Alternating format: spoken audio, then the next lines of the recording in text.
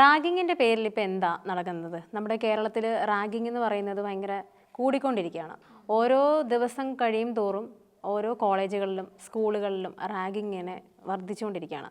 അപ്പോൾ എനിക്ക് തോന്നുന്നു കൃത്യമായിട്ട് അതിനൊരു നടപടികളോ നിയമങ്ങളോ ഒന്നും ഇല്ലാത്തത് കൊണ്ടായിരിക്കാം ഇതിനെപ്പറ്റി ആൾക്കാർക്ക് ഒരു ഭയവും ഇല്ലാതെ വീണ്ടും വീണ്ടും ഇത്തരത്തിലുള്ള പ്രവൃത്തി ചെയ്യാൻ വേണ്ടി തോന്നുന്നത്. അധികാരികൾ വെറും നോക്കുകുത്തിയായി മാറുന്നൊരവസ്ഥ. ഇരകളാണ് ഈ ഒരു കേസിൽ എപ്പോഴും നെട്ടോട്ടം ഓടേണ്ടി വരുന്നത്. എന്താ പറയുക, ഈ പ്രതി ചേർക്കപ്പെട്ട ആളുകൾക്ക് ഒരുപാട് സംരക്ഷണം നമ്മുടെ സർക്കാരിൻ്റെ ഭാഗത്തു നിന്നാണെങ്കിലും കോളേജിൻ്റെ ഭാഗത്തു നിന്നാണെങ്കിലും ഉണ്ടാവുന്നുണ്ട്.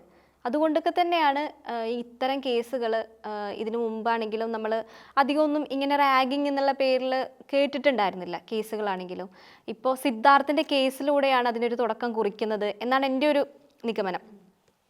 ആ ഒരു കേസിലൂടെയാണ് ഇങ്ങനെ റാഗിങ് പോലുള്ള കേസുകൾ കേരളത്തിൽ റിപ്പോർട്ട് ചെയ്യാൻ തുടങ്ങുന്നത്.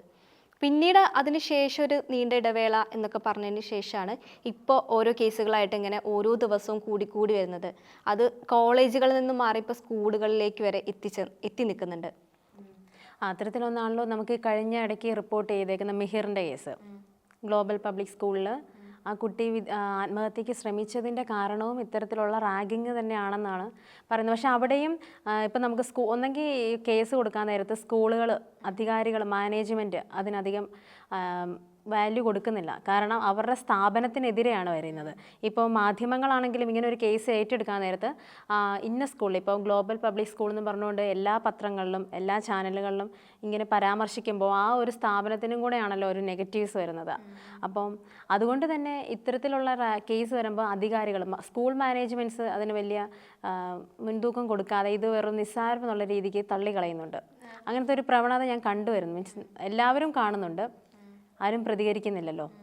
എനിക്ക് തോന്നുന്നു ചില കേസുകൾ മാത്രമേ ഉള്ളൂ പുറത്ത് വരുന്നത്. ഇങ്ങനെ ഇപ്പോൾ ഈ പറഞ്ഞതുപോലെ എന്താ അധികാരികൾ, അതായത് സ്കൂളാണെങ്കിലും ഇപ്പോൾ കോളേജുകളാണെങ്കിലും അവരുടെ റെപ്യൂട്ടേഷനെ ബാധിക്കും എന്നുള്ള ഒരൊറ്റ കാരണം കൊണ്ട് ഇതുപോലെ ഒരുപാട് കേസുകൾ ഒതുക്കി തീർത്തിട്ടുണ്ടാകും. വെറും ഒരു അടിപിടി കേസ്, അല്ലെങ്കിൽ കോളേജിലേക്ക് ആദ്യമായി വരുന്ന കുട്ടികളോട് കാണിക്കുന്ന ഒരു കുസൃതി എന്ന നിലയ്ക്ക് മാത്രം അത് ഒതുക്കി തീർത്തിട്ടുണ്ട്. പക്ഷേ നമ്മുടെ കേരളത്തിൽ 1998 റാഗിങ് നിരോധിച്ചിട്ടുണ്ട്. അങ്ങനെ നിയമം പാസ്സായിട്ടുമുണ്ട് നമ്മുടെ കേരളത്തിൽ. അതിനകത്ത് പറയുന്നുണ്ട് ഒരു കുട്ടിക്ക് മാനസികപരമായിട്ട് ബുദ്ധിമുട്ട് വരുന്ന രീതിയിലോ ശാരീരികപരമായിട്ടുള്ള ബുദ്ധിമുട്ടുകളൊക്കെ വരുന്ന അങ്ങനത്തെ ഉള്ള കേസുകളെല്ലാം റാഗിങ്ങിൽ ഉൾപ്പെടുമെന്ന് കേരളത്തിലെ നിയമത്തിലുണ്ട്. പക്ഷേ അങ്ങനെയുള്ള നിയമം മുൻനിർത്തി നിൽക്കുമ്പോൾ അതിൽ ശിക്ഷകളുണ്ട്. ഈ റാഗിങ്ങിന് ഇരയായ അല്ലെങ്കിൽ ഇതിൽ പ്രതി ചേർക്കപ്പെട്ട വ്യക്തികൾക്ക് ഒരുപാട് കേസുകൾ, എങ്ങനെയൊക്കെയാണ് ഇതിൻ്റെ കേസുകൾ എന്നുള്ളതും കൂടി പറയുന്നുണ്ട്. 2 വർഷം വരെ ഇവർക്ക് ശിക്ഷയുണ്ട്. അതുപോലെ 10,000 രൂപ പിഴ അടയ്ക്കണം. പിന്നെ ഒരു 3 വർഷത്തേക്ക് വേറൊരു വിദ്യാഭ്യാസ സ്ഥാപനത്തിലും ഇവർക്ക് പ്രവേശിക്കാൻ പാടില്ല. പിന്നെ അതുകൂടാതെ തന്നെ ഏത് കോളേജിലാണ് അല്ലെങ്കിൽ ഏത് സ്കൂളിലാണോ അവർ പഠിക്കുന്നത് ആ സ്കൂളിൽ നിന്ന് അവരെ നിമിഷ നേരം കൊണ്ട് പിരിച്ചുവിടണം, പറഞ്ഞയക്കണം. അങ്ങനെ ഒരു നിയമം നടക്കുന്നുണ്ട്. പക്ഷേ ഇപ്പോൾ നടന്നുകൊണ്ടിരിക്കുന്ന എല്ലാ കേസുകളിലും എടുത്തു നോക്കുകയാണെങ്കിലും ആരെയും പുറത്താക്കാനുള്ളൊരു നടപടി ആരും സ്വീകരിക്കുന്നില്ല. ഇങ്ങനൊരു നിയമം നിലനിൽക്കെ എന്തുകൊണ്ട് അധികാരികളാണെങ്കിലും കോളേജ് അധികൃതരാണെങ്കിലും എന്തുകൊണ്ട് ഈ നിയമത്തെ ഫോളോ ചെയ്യുന്നില്ല എന്നുള്ള കാര്യമുണ്ട്. അതൊരു ക്വസ്റ്റ്യൻ മാർക്കാണ്. കാര്യം എന്താണെന്ന് വെച്ചാൽ എനിക്ക് തോന്നുന്നു കൂടുതലും പാർട്ടിയാണ്. SFI, KSU എന്നുള്ളത് വലിയൊരു പ്രശ്നമാണ്. ഇപ്പോൾ SFIയുടെ ഇതിപ്പോൾ നമ്മൾ റാഗിങ് മാത്രം നോക്കിയില്ലെങ്കിൽ ലേറ്റസ്റ്റ് ആയിട്ട് നടന്നൊരു സംഭവമാണ് പെരിയ മർഡറിൻ്റെത്. പെരിയ മർഡറിൻ്റെ നോക്കിക്കഴിഞ്ഞാൽ അതിനകത്ത് 2 യുവാക്കളെ കൊന്നു. കൊലപ്പെടുത്തിയത് പാർട്ടി സംബന്ധമായിട്ടുള്ള ഒരു കേസായിരുന്നു. അപ്പം അവിടുത്തെ ആ പ്രതികളെ മിക്കവർക്കും ജാമ്യം കൊടുക്കുന്നു, അല്ലെങ്കിൽ ഒരു തൂക്കുകയറിലോട്ടൊന്നും കൊണ്ടുപോകാതെ വിട്ടയക്കുന്നു. ഇതെല്ലാം പാർട്ടി വരുന്നുണ്ട്. ഇപ്പോൾ ഒരു കോളേജിലാണെങ്കിൽ SFI, KSU എന്നുള്ളൊരു സംഭവം വരുന്നത്. നമ്മുടെ സിദ്ധാർത്ഥിൻ്റെ കോളേജിലാണെങ്കിൽ SFI മാത്രമേ ഉണ്ടായിരുന്നുള്ളൂ. പക്ഷേ ആ സിദ്ധാർത്ഥ് എന്ന് പറയുന്നൊരു വിദ്യാർത്ഥി എന്ന് പറഞ്ഞാൽ പഠിത്തത്തിൽ മാത്രം കൂടുതൽ താല്പര്യം കാണിച്ച് കുറച്ച് നാളത്തേക്ക് ജോലി എന്ന് പറഞ്ഞൊന്ന് ശല്യം ചെയ്യരുതെന്ന് വീട്ടുകാരോട് പ്രത്യേകം പറഞ്ഞിട്ടുണ്ടെന്ന് സിദ്ധാർത്ഥിൻ്റെ അച്ഛൻ വരെ പല മാധ്യമങ്ങളിലും അല്ലെങ്കിൽ പലയിടത്തും അദ്ദേഹം വെളിപ്പെടുത്തുന്നുണ്ട്. അത്രത്തോളം പഠിത്തത്തിന് മാത്രം ഒരു പ്രാധാന്യം കൊടുത്തിരുന്ന ഒരാളായിരുന്നു സിദ്ധാർത്ഥ്. അപ്പോൾ പാർട്ടിയിലൊന്നും അയാളങ്ങനെ വിശ്വസിച്ചിരുന്നില്ല. പക്ഷേ കോളേജിലെ ഈ പറഞ്ഞ അമിതമായിട്ടുള്ള, നമുക്ക് പാർട്ടി വേണ്ടാന്നല്ല, പാർട്ടിക്കാരെ കുറ്റം പറയുന്നതുമല്ല, പക്ഷേ ആവശ്യത്തിനാവുക ഇത്തരത്തിലുള്ള അനാവശ്യമായിട്ടുള്ള രീതിക്ക് റാഗിങ്ങും ക്രൈമിലോട്ട് പോകുന്നുണ്ട്. അപ്പം ക്രൈമിലോട്ട് പോകുമ്പോഴാണെങ്കിൽ കൂടി അവർക്ക് എന്തും ആവാം, ഞങ്ങളിപ്പോൾ ഇങ്ങനെ ചെയ്തു കഴിഞ്ഞാൽ അധികാരികൾ ഞങ്ങളെ രക്ഷിക്കാനുണ്ടെന്നുള്ള. കാരണം എന്തുകൊണ്ടെന്ന് വെച്ചാൽ ഇപ്പോൾ ഭരണം എന്ന് പറയുന്നത് ആ ഒരു വശമാണ്. CPM-കാരായത് കൊണ്ട് തന്നെ ഭരണം അവരുടെ ഭാഗത്തായതുകൊണ്ട് അവർക്കൊന്നും ഇനി എന്ത് തെറ്റ് ചെയ്താലും എന്താ പറയുക, സംരക്ഷിക്കാൻ കോൺഫിഡൻസ് ഉണ്ട്, നമ്മളെ സംരക്ഷിക്കാൻ ആളുണ്ട്. ഇപ്പം നമ്മൾ എന്ത് ചെയ്താലും നമ്മളെ പുറത്തിറക്കാൻ ഒരാളുണ്ട്, തൂക്കുകയറ് കിട്ടില്ല. അത്തരത്തിലുള്ളൊരു മാനസികാവസ്ഥയിലാണ് ഈ പറഞ്ഞ SFI, KSU എന്നൊക്കെ ഉള്ള ഓരോ പാർട്ടിയിലെ തിളച്ചുകൊണ്ടിരിക്കുന്ന യുവജനങ്ങളുടെ ഉള്ളിൻ്റെ ഉള്ളിൽ. അപ്പോൾ അതുകൊണ്ട് തന്നെ ഇതൊരു നല്ല രീതിയായിട്ട് തോന്നുന്നില്ല. കർശനമായിട്ടുള്ള നടപടികളും നിയമങ്ങളും എടുത്തു പോവുകയാണെങ്കിൽ മാത്രമേ അടുത്ത തലമുറയ്ക്കാണെങ്കിലും അങ്ങനെ ചെയ്യരുത്, ഇങ്ങനെ ചെയ്തു കഴിഞ്ഞാൽ ഇത്രയും വലിയൊരു ശിക്ഷയിലോട്ട് പോകും, നമ്മുടെ ലൈഫ് അതുകൊണ്ട് തീർന്നു എന്നുള്ളൊരു രീതി വരുള്ളൂ. ഇപ്പോൾ എനിക്ക് തോന്നുന്നു മെഡിക്കൽ വിദ്യാർത്ഥികൾക്കാണ് കൂടുതലും ഇത്തരത്തിലുള്ള റാഗിങ് നടക്കുന്നത്. ഇപ്പോൾ കുറേ കേസുകൾ എടുത്ത് നോക്കിക്കഴിഞ്ഞാൽ എല്ലാം മെഡിക്കലല്ലേ. ഇപ്പം നമ്മൾ പറഞ്ഞത് സിദ്ധാർത്ഥിൻ്റെ ആണെങ്കിലും പത്തനംതിട്ടയിൽ ലേറ്റസ്റ്റ് ആയിട്ടൊരു സംഭവം നടന്നായിരുന്നല്ലോ, അമ്മു എന്ന് പറയുന്ന കുട്ടി. അപ്പം അതെല്ലാം മെഡിക്കൽ സ്ഥാപനങ്ങൾ നടക്കുന്നതാണ്. ഇപ്പം നമ്മൾ ഈ മെഡിക്കൽ വിദ്യാർത്ഥികൾ ഇത്തരത്തിൽ ചെയ്യാൻ നേരത്ത് നമ്മൾ എന്ത് വിശ്വാസത്തിലാണ്, എന്ത് ഉറപ്പിലാണ് ആശുപത്രികളിൽ ഭാവിയിൽ പോയിരിക്കുന്നത്? ഇവരൊക്കെ തന്നെയല്ല വളർന്നു വരുന്ന ഡോക്ടർമാരും നഴ്സുമാരും ഒക്കെ.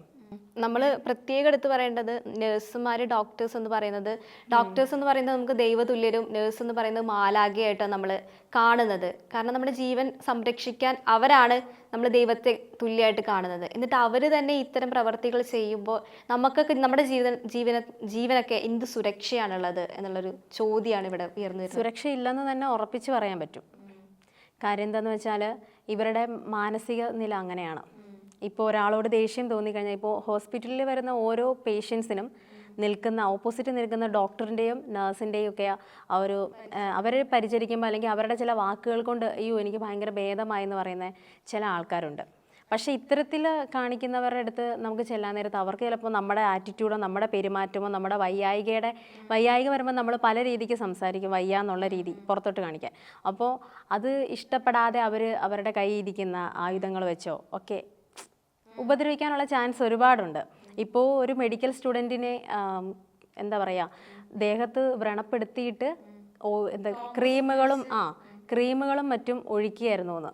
അത്രയും ക്രൂരതയാണ് നടത്തിയിരിക്കുന്നത്. അപ്പോൾ പിന്നെ ഇത്തരത്തിലുള്ള സ്റ്റുഡൻസ് പഠിച്ചിറങ്ങിക്കഴിഞ്ഞാൽ ഒരു പേഷ്യൻസിൻ്റെ അടുത്തും എന്തായിരിക്കും ചെയ്യുക? സിറിഞ്ച് ഇഞ്ചെക്ട് ചെയ്യേണ്ട കാര്യമുണ്ട്, ഓപ്പറേഷൻ ചെയ്യേണ്ട കാര്യങ്ങളുണ്ട്. അപ്പോൾ ഇങ്ങനെയൊക്കെ ചെയ്യാൻ നേരത്ത് നമുക്ക് ഒരു ഉറപ്പുമില്ല. ആ ക്വസ്റ്റ്യന് കൃത്യമായിട്ട് മറുപടി പറയാൻ ഒരു ഉറപ്പുമില്ല നമ്മുടെ ജീവന്. ഇത്തരത്തിലുള്ള സ്റ്റുഡൻസ് ആണ് പഠിച്ച് മെഡിക്കൽ ഫീൽഡിലോട്ട് വരുന്നെങ്കിൽ നമ്മുടെ ജീവന് ഒരു ഉറപ്പുമില്ലെന്ന് കൃത്യമായിട്ട് പറയാം. ഇതിനൊക്കെ നല്ലൊരു നിയമ നടപടി അത്യാവശ്യമാണ്. അല്ലെങ്കിൽ ഇത്തരം കേസുകൾ കൂടി തന്നെ വരും സത്യം പറഞ്ഞാൽ. അതെ, അത് നിയമ നടപടി വേണം. ഇപ്പം നമുക്ക് കേരളത്തിൽ ഇത്രയും 140 മണ്ഡലങ്ങളിലായിട്ട് ഒരുപാട് ഭരണാധികാരികൾ ഭരിച്ചുകൊണ്ടിരിക്കുന്നുണ്ട്. സ്ഥാനത്തോട്ട് കയറുന്ന സമയത്ത് ഒരുപാട് കാര്യങ്ങൾ വാഗ്ദാനങ്ങൾ നൽകിക്കൊണ്ട് മാത്രം ഒന്നിനും ഒരു തീർപ്പാവില്ല. കയറിയിട്ട് ഇത്തരത്തിലുള്ള കാര്യങ്ങൾ വരാൻ നേരത്ത് കർശനമായിട്ട് ഇപ്പോൾ റാഗിങ് ഇപ്പോൾ കഴിഞ്ഞ ലേറ്റസ്റ്റ് ഇവിടെ നടന്നത് കോട്ടയത്ത് നടന്ന റാഗിങ്ങിൻ്റെ ആണ് പറയുന്നത്. അപ്പോൾ കുട്ടികളോട് ചെയ്യുന്നത് അപ്പോൾ ക്രൂരത നടക്കുന്നുണ്ടായിരുന്നു. പക്ഷെ ഇങ്ങനെ ഒരു കേസ് വന്നപ്പോഴാണ് പുറത്തു വന്നത് ഇതിനു മുമ്പും ഇങ്ങനെ ഹോസ്റ്റലിൽ പ്രശ്നങ്ങൾ നടക്കുന്നുണ്ടായിരുന്നു എന്നുള്ളത്. പക്ഷെ ആ പ്രശ്നങ്ങൾ ഇപ്പം അതാണെങ്കിലും വേറെ സ്ഥലത്ത് നടന്നതാണെങ്കിലും എടുത്തു കഴിഞ്ഞാൽ കുറച്ച് ദിവസത്തേക്ക് അല്ലെങ്കിൽ പിറ്റേ ദിവസങ്ങളിലും അതിൻ്റെ കുറച്ച് ഒരു മാസത്തേക്ക് അല്ലെങ്കിൽ 1.5 മാസത്തേക്ക് ഉണ്ടാവും. മാധ്യമങ്ങൾ വരെ ഏറ്റെടുത്തിട്ട് ചർച്ച ചെയ്യാൻ വേണ്ടിയിട്ടുണ്ടാവും. അപ്പം നമ്മൾ സംസാരിക്കുന്നത് പോലെ തന്നെ മറ്റ് മാധ്യമങ്ങൾ ഏറ്റെടുത്ത് റാഗിങ്ങിൻ്റെ ക്രൂര റാഗിങ് കാര്യം അവർക്ക് റേറ്റിംഗ് കിട്ടും എന്നുള്ളത് വാസ്തവമാണ്. പോലീസുകാർ വരും ആ സമയത്ത് ഈ ക്രൈം കൃത്യമായിട്ട് അന്വേഷിച്ച് കണ്ടെത്തി അല്ലെങ്കിൽ ഇന്ന പോലീസാണ് ഇതിനായിട്ട് ഉദ്യോഗസ്ഥരാണ് ഇറങ്ങിയിരിക്കുന്നതെന്നൊക്കെ പറയുമ്പോൾ മാധ്യമങ്ങൾ റിപ്പോർട്ട് ചെയ്യുമ്പോൾ അവർക്കും കൂടെ കുറച്ച് വാല്യൂ വരുന്നുണ്ട്. പക്ഷേ കൃത്യമായിട്ട് ഇതിനൊന്നും ഒരു നിയമങ്ങളും നടപടികളും ഉണ്ടാവുന്നില്ല എന്നതുകൊണ്ട് തന്നെയാണ് വീണ്ടും കുട്ടികൾക്ക് എല്ലാ നിയമ നടപടി പോലും പാലിക്കുന്നില്ല അല്ലെങ്കിൽ നടപ്പാക്കുന്നില്ല എന്നാണ് നമുക്ക് മനസ്സിലാവുന്നത്. ഇപ്പം ഇവരെ തന്നെ കോളേജിൽ നിന്ന് പുറത്താക്കിയിട്ടില്ല, അല്ലെങ്കിൽ അതിനുള്ള നടപടികൾ ചർച്ചയ്ക്ക് എടുക്കുന്നേ ഉള്ളൂ എന്നൊക്കെ കേൾക്കുമ്പോൾ അതൊരു ഉഴപ്പൻ മട്ടായിട്ടാണ് എനിക്ക് ഫീൽ ചെയ്തിട്ടുള്ളത്. റാഗിങ് ഇപ്പം ശ്രുതി പറഞ്ഞ പോലെ തന്നെ റാഗിങ് ആക്ട് വെച്ച് 1998 റാഗിങ് ആക്ട് വെച്ച് കേരളത്തിൽ റാഗിങ് പറ്റത്തില്ല എന്നാണ് പറഞ്ഞേക്കുന്നത്. അപ്പം അതിനെന്തോ 10,000 രൂപ പിഴ, 2 വർഷം തടവ്, കോളേജിൽ നിന്ന് പിരിച്ചുവിടുക എന്നുള്ള നിയമങ്ങളല്ലേ പറയുന്നത്. പക്ഷേ ഇപ്പോഴത്തെ ഈ കേസിലും പറഞ്ഞേക്കുന്നത് ഇവർ സ്റ്റുഡൻസ് അല്ലേ, അവർക്ക് അത്രത്തോളം പക്വത ആയിട്ടില്ല എന്നുള്ള രീതിക്കാണ് പറയുന്നത്. ഇങ്ങനെ വന്നു കഴിഞ്ഞാൽ എവിടെയാണ് ഒരു നിയമങ്ങൾ എന്തിനാണ് ശരിക്കും, അല്ലേ? അതൊരു ചോദ്യമല്ലേ. നിയമങ്ങൾ എന്ന് പറഞ്ഞുകൊണ്ട് നമ്മൾ കുറേ ഭരണഘടനയിൽ കുറേ എഴുതി വെച്ചിട്ടുണ്ട്, പക്ഷെ അതെല്ലാം പാലിക്കുന്നുണ്ടോ? ഇല്ല, അതാണ് സംഭവം. അതുകൊണ്ടാണല്ലോ ഇത്തരം കേസുകളൊക്കെ റിപ്പോർട്ട് ചെയ്തുകൊണ്ടിരിക്കുന്നത്. നമുക്ക് വിദ്യ പഠിക്കുന്ന സ്കൂളുകളാണെങ്കിലും കോളേജുകളാണെങ്കിലും അവിടെയാണ് ഈ സംഭവങ്ങളൊക്കെ നടക്കുന്നത്. അത്തരം വിദ്യാർത്ഥികളാണ് ഇനി പൊതുസമൂഹത്തിലേക്ക് ഇറങ്ങാൻ പോകുന്നത്. അപ്പോൾ ആ പൊതുസമൂഹത്തിലേക്ക് ഇറങ്ങുമ്പോൾ ഉണ്ടാവുന്ന ബാക്കിയുള്ള ഭവിഷ്യത്തുകൾ അത് ഇതിനേക്കാൾ കുറച്ചും കൂടെ ഭീകരമായിരിക്കും. സ്കൂളുകൾ കോളേജുകളൊക്കെ പറയുമ്പോൾ അവിടെ ഒരു അധികാരിയുണ്ട്, അതിനൊരു നിയന്ത്രണമുണ്ട്. പക്ഷേ ഈ പുറത്തോട്ട് ഇറങ്ങുമ്പോൾ അതിനൊരു നിയന്ത്രണം വരുന്നില്ല. അപ്പോൾ അവിടെയും സുരക്ഷയില്ല. അപ്പോൾ ഇതിനൊരു നടപടി, കൃത്യമായൊരു നടപടി എടുത്തില്ല എന്നുണ്ടെങ്കിൽ ഇനിയും ഇതുപോലുള്ള കേസുകൾ റാഗിങ് ആവില്ല. ഈ റാഗിങ്ങിന് ഈ പ്രതികളുണ്ടല്ലോ, ഇപ്പോൾ റാഗിങ്ങിൽ പെട്ടുന്ന പ്രതികൾ, ആ പ്രതികൾ പുറത്തിറങ്ങിക്കഴിഞ്ഞാൽ ഇതുപോലെ അല്ലെങ്കിൽ ഇതിനപ്പുറത്തേക്കുള്ള ക്രൂരകൃത്യങ്ങൾ ചെയ്യില്ല എന്നുള്ളതിന് ഒരു ഉറപ്പും നമുക്ക് തരാൻ പറ്റില്ല. സത്യമായിട്ട് നമ്മുടെ കേരളത്തിൽ നടന്നുകൊണ്ടിരിക്കുന്ന ഒരുപാട് കേസുകളും ഇതുപോലൊക്കെയാണ്. ചെറിയ ചെറിയ വിദ്യാർത്ഥികളാണ് സ്വന്തം മാതാപിതാക്കളെ വരെ കൊന്ന് ഒരു കുറ്റബോധവും ഇല്ലാതെ ജയിലിൽ കിടക്കുന്നത്. അതെ, നമുക്ക് സ്കൂളിലാണെങ്കിലും കഴിഞ്ഞിടയ്ക്ക് ഒരു സംഭവം ഉണ്ടല്ലോ, ഹെഡ് മാസ്റ്ററിനോട് നേരെ ഒരു പയ്യൻ, ഒരു സ്കൂൾ വിദ്യാർത്ഥി എതിർത്ത് സംസാരിക്കുന്നത്, താങ്കളെ ഞാൻ ശരിയാക്കും എന്നുള്ള രീതിക്ക് സംസാരിക്കുന്നുണ്ട്. അതൊക്കെ തന്നെ കുട്ടികൾക്ക് കോൺഫിഡൻസ് ആണ്, എന്തുമാവാം, ഞാൻ എന്ത് ചെയ്താലും പ്രശ്നമില്ല എന്നുള്ളൊരു ധൈര്യം. വയലൻസ് ആണ്, മൊത്തത്തിൽ വയലൻസ് ആണ്. നമ്മൾ സിനിമകൾ വലിയ വരെയും വയലൻസ് ആണ്. ഒരു പക്ഷേ അനുകരിക്കാൻ ശ്രമിക്കുന്നതും ആവാം. പക്ഷേ റാഗിങ്ങിൻ്റെ കേസിൽ വരാൻ നേരത്ത് ഇപ്പോൾ നമ്മളിപ്പോൾ ഒരു കോളേജിലോട്ടോ അല്ലെങ്കിൽ ഒരു സ്കൂളിലോട്ടോ ചെല്ലുമ്പോൾ അഡ്മിഷൻ, എനിക്ക് തോന്നുന്നു 10ാം ക്ലാസ് കഴിഞ്ഞ് +1 കയറുന്ന സമയത്തും +2 കഴിഞ്ഞ് ഡിഗ്രിക്ക് കയറുന്ന സമയത്തും അല്ലെങ്കിൽ മെഡിക്കലാണോ ഏത് ഫീൽഡാണോ ഏതൊരു പ്രൊഫഷനാണോ അങ്ങോട്ട് കയറുന്നൊരു സമയത്ത് നമുക്കൊരു വെൽക്കം എന്ന് പറയുന്നൊരു സംഭവമുണ്ട്. പക്ഷെ അത് വളരെ മാന്യമായിട്ട് വളരെ നല്ല രീതിക്ക് നടത്തുന്ന ഒരു സ്ഥാപനങ്ങളും ഉണ്ട്. ടാസ്ക് തരും, നമുക്ക് കുറച്ച് ബുദ്ധിമുട്ടാണല്ലോ, ഇതെങ്ങനെ ചെയ്യും എന്ന് ചിന്തിപ്പിച്ചിട്ട് ഒരു രസകരമായിട്ട് ഒരു അനുഭവം ഉണ്ടാക്കി തരുന്ന വെൽക്കം ഉണ്ട്. പക്ഷെ അതിൽ നിന്ന് മറിച്ച് ദേഹോപദ്രവം, പീഡനം, ഇത്തരത്തിലുള്ള കുറ്റകൃത്യങ്ങളിലോട്ട് പോകുമ്പോൾ എനിക്ക് തോന്നുന്നു കോളേജുകളെക്കാൾ കൂടുതലായിട്ട് ഹോസ്റ്റലുകളിലാണ് ഇതൊക്കെ നടക്കുന്നത്. രാത്രി കാലങ്ങളിൽ അങ്ങനെയാണ് നടക്കുന്നത്. അതാവുമ്പോൾ കൂടുതൽ ആരും അറിയുന്നില്ല. ഇനിയിപ്പോൾ എന്തെങ്കിലും ഒരു കേസ്, ഇപ്പോൾ ഈ അമ്മുവിൻ്റെ കേസാണെങ്കിലും, പത്തനംതിട്ടയിലെ അമ്മുവിൻ്റെ കേസാണെങ്കിലും, ഇപ്പോൾ ഈ ഒരു കേസ് നടന്നാൽ കുട്ടി ആത്മഹത്യ ചെയ്തു അല്ലെങ്കിൽ ഹോസ്റ്റൽ കെട്ടിടത്തിൻ്റെ മുകളിൽ നിന്ന് താഴ്ത്തിക്ക് ചാടി മരിച്ചു. അങ്ങനെയാണ് അവരുടെ ആ ഹോസ്റ്റലിലെ അധികാരികൾ വീട്ടിലോട്ട് വിളിച്ച് പറഞ്ഞത്. അവർക്ക് എന്താണ് ആ കുട്ടിക്ക് സംഭവിച്ചത് അല്ലെങ്കിൽ ഇതിനപ്പുറത്തേക്ക് എന്തായിരുന്നു എന്നുള്ളതിനെ കുറിച്ചൊന്നും അവർക്കൊരു ബോധവുമില്ല. പക്ഷേ 100% നമുക്ക് ഉറപ്പിച്ച് പറയാം, ആ കുട്ടിയുടെ മാതാപിതാക്കൾ പറഞ്ഞ രീതിയിൽ ആണെങ്കിൽ 100% നമുക്ക് ഉറപ്പിച്ച് പറയാം കോളേജിൻ്റെ ഭാഗത്ത് തന്നെയാണ് തെറ്റ്. പക്ഷെ ആ ഒരു കേസ് ഇന്നും ഒരു ഉത്തരം കിട്ടാത്തൊരവസ്ഥയിലേക്കാണ് പോയിട്ടുള്ളത്. ഒരു തരത്തിലുള്ള നടപടി അതിനകത്ത് നടന്നിട്ടില്ല. പക്ഷെ ആ ഒരു സമയത്ത് അതിനെ ഏറ്റെടുക്കാൻ ആൾക്കാരുണ്ടായിരുന്നു, മാധ്യമങ്ങളും ഉണ്ടായിരുന്നു, പോലീസ്. പക്ഷെ പിന്നീട് എന്ത് സംഭവിച്ചു എന്ന കാര്യത്തിൽ ഒരു വ്യക്തതയും ഇല്ല. ഇപ്പോൾ അവർ ഹൈക്കോടതിയെ സമീപിക്കാൻ പോവുകയാണ് ഈ കേസുമായിട്ട്. ഇങ്ങനെ തന്നെ എല്ലാ കേസുകളും ഇതുപോലെ തന്നെയാണ്. ആ ഒരു സമയത്തെ ചൂട് മാത്രമേ എല്ലാ കേസുകൾക്കും ഉള്ളൂ. സിദ്ധാർത്ഥന്റെ കേസാണെങ്കിലും ഇപ്പോൾ കഴിഞ്ഞ ദിവസം റാഗിങ് നടന്നത് കൊണ്ട് 1 വർഷമായപ്പോൾ ഫെബ്രുവരി 18-ാം തീയതി അത് വാർത്തയായി, അല്ലേ? 1 വർഷമായി ഇങ്ങനെ ഒരു കേസ് സംഭവിച്ചിട്ട്. എന്നിട്ടും കേരളം അടങ്ങിയിട്ടില്ല. കേരളത്തിലെ കുട്ടികൾക്ക് ഇപ്പോഴും രക്തത്തിളപ്പാണ്, ക്രൂരതകൾ ചെയ്യാനുള്ള രക്തത്തിളപ്പ്. അപ്പം ശരിക്കും ഇതിന് കൃത്യമായിട്ടുള്ള നടപടികൾ അല്ലെങ്കിൽ ശിക്ഷ തന്നെ കൊടുക്കുക. ഇനിയൊരു ലൈഫില്ല. ഇപ്പം ഈ നമ്മുടെ ഒരു